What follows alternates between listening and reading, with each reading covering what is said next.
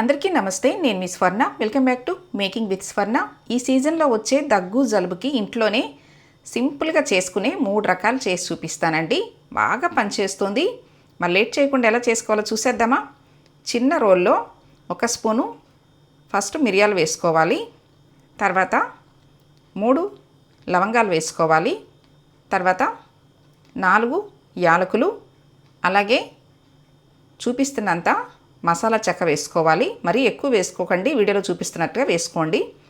ఇప్పుడు 1 స్పూను ధనియాలు వేసుకోవాలి. అలాగే 1 స్పూను జీలకర్ర వేసుకోవాలి. అలాగే వీడియోలో చూపిస్తున్నంత సొంటి వేసుకోవాలండి.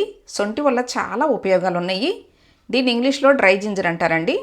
అంటే 1 ఇంచి సొంటి వేసుకుని ఇలా దంచుకోవాలి. మరీ మెత్తగా దంచాల్సిన అవసరం లేదండి. అలా అని చెప్పి మిక్సీలో వేసుకుంటే మనకి ఎక్కువ మంట వచ్చేస్తుంది, అందుకని మిక్సీ వేసుకోకూడదు. చూడండి, నేను చూపిస్తున్నాను. ఈ విధంగా దంచుకోవాలి. ఇప్పుడు స్టవ్ మీద గిన్నె పెట్టుకోవాలి. గిన్నెలో లీటర్ నీళ్ళు పోసుకోవాలి. అంటే మనం చేసిన కషాయం పౌడర్కి లీటర్ నీళ్ళు కరెక్ట్గా సరిపోతాయి. ఇప్పుడు ఈ కషాయం పౌడర్ వేసి బాగా మరిగించాలి. 10 నిమిషాల పాటు బాగా మరిగిస్తేనే మనకి వీటిలో ఉన్నవన్నీ కూడా ఈ నీళ్ళల్లోకి దిగి మనకి బాగా పనిచేస్తుంది.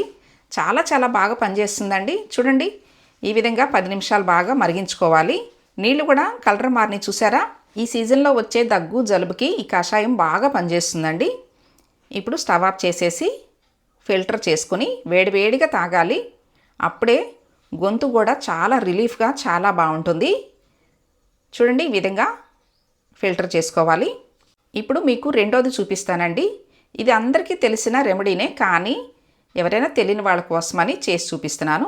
స్టవ్ మీద గిన్నె పెట్టుకుని పాలు పోసుకోవాలి. నేనైతే 1/2 లీటర్ పాలు పోస్తున్నానండి. పాలు అనేది మీరు ఎక్కువ పోసుకోవచ్చు, తక్కువ పోసుకోవచ్చు. పాలు ఇలా 2-3 పొంగులు వచ్చేంత వరకు పాలును మరిగించాలి. ఇప్పుడు ఈ మరుగుతున్న పాలల్లో చిన్న స్పూన్ తోటి 1/2 స్పూను పసుపు వేసుకోవాలి.